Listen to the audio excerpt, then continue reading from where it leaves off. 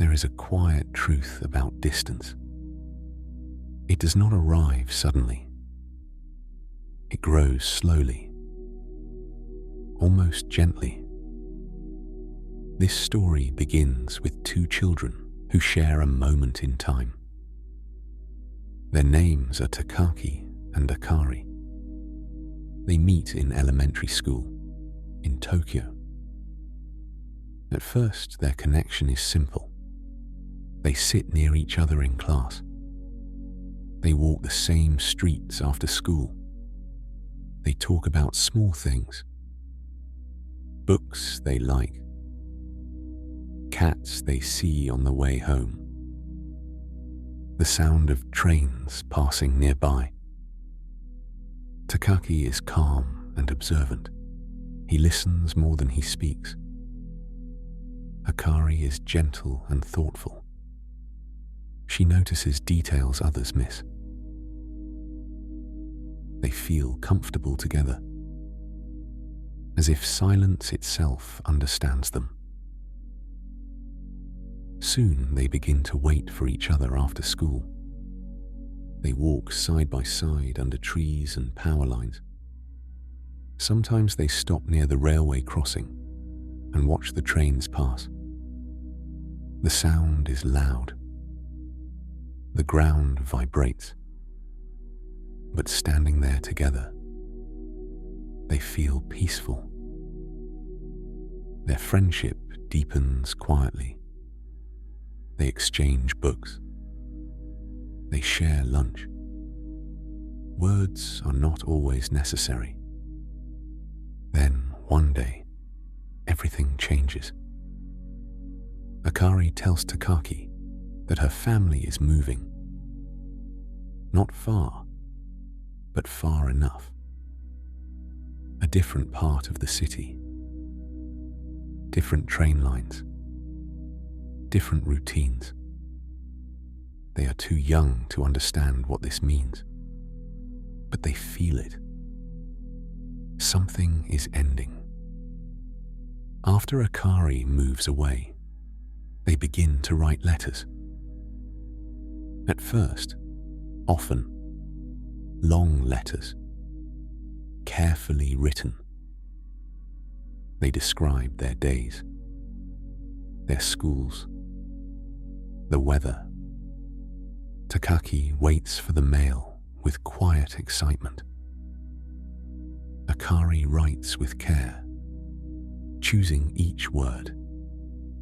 The distance between them is not large, but it is real. Trains must be taken.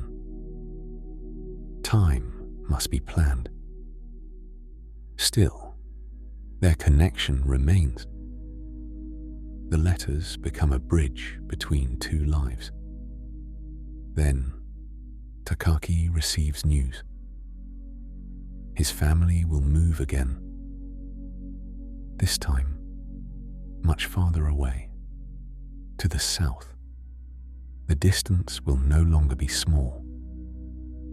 It will stretch across regions, across seasons. Takaki feels fear for the first time. Not loud fear, not panic. A slow, heavy understanding. He decides to see Akari one last time before he leaves. He plans a journey, several trains, carefully timed connections. A letter is sent. A meeting is promised. On the day of the trip, winter covers the world. Snow begins to fall. At first, softly, then more heavily. Trains are delayed. Minutes stretch into hours. Takaki sits alone on cold seats inside silent stations. His hands shake. Not only from the cold. He worries. Is she waiting? Has she gone home? The snow keeps falling.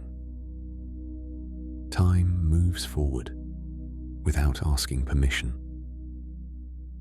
As the train finally moves, Takaki looks out the window. The world is white, still, quiet. He holds Akari's letter in his pocket. Each word feels fragile, like something that could disappear if held too tightly.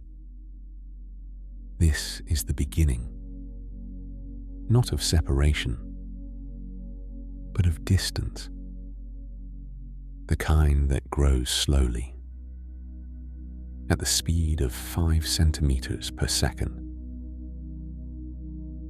Seasons change again. The air grows warmer, then cooler.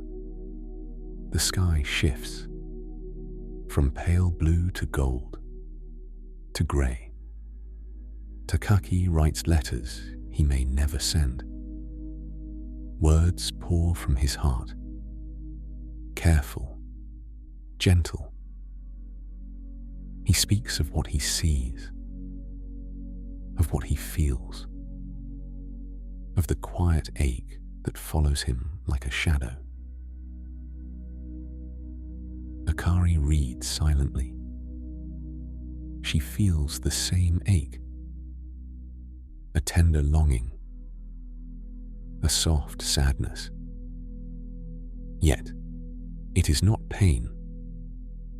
It is a memory, a connection that refuses to fade. The years pass. Takaki moves through new cities, new schools, new streets. In every place, he notices the small details: a soft smile, a falling petal, a letter left behind. And he remembers Akari. Akari walks through spring rain. She watches children play. She listens to birds singing. And she thinks of Takaki. She does not know if he thinks of her, but she hopes he does. And in that hope, she feels alive. Sometimes they almost meet. In the crowd, a glance, a shadow passing by. They do not see each other, but the thread pulls softly, guiding them forward. Takaki recalls the small town, the snow, the wind, the quiet streets.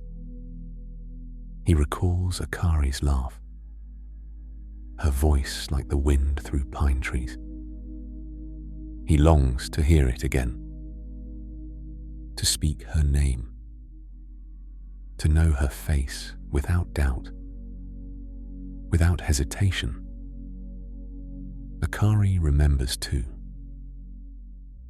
The letters, folded carefully, the days when petals fell like soft rain.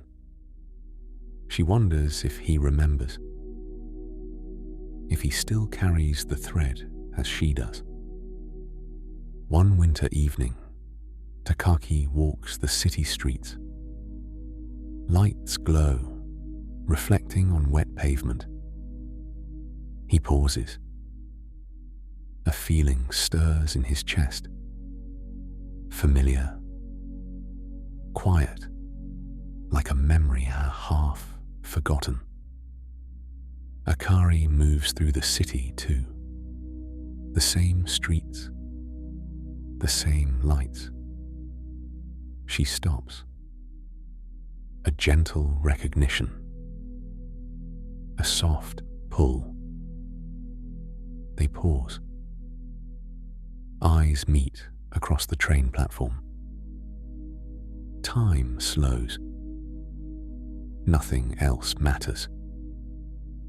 A train passes between them, long and silver, carrying the sounds of the city. For a moment, The world feels suspended. Takaki watches her on the other side. She moves forward, walking steadily toward a life that has continued without him. He realizes the thread cannot pull her back. She has gone ahead, and he cannot reach her. For a quiet instant, he feels the weight of all the years, the longing, the waiting. Then, slowly, he breathes. He understands. He lets go. The city hums around him. Lights reflect on wet pavement. The wind moves softly through the streets. Takaki steps forward, his heart lighter. The past stays with him, but it no longer holds him back. Some connections do not need explanation. Some lives do not need reason. They simply exist, like petals in the wind, like threads invisible, holding memories gently across time. He walks on, free, while she continues on her own path. The thread rests. The story continues softly, like falling petals, like the gentle passing of time, 5 centimeters per second.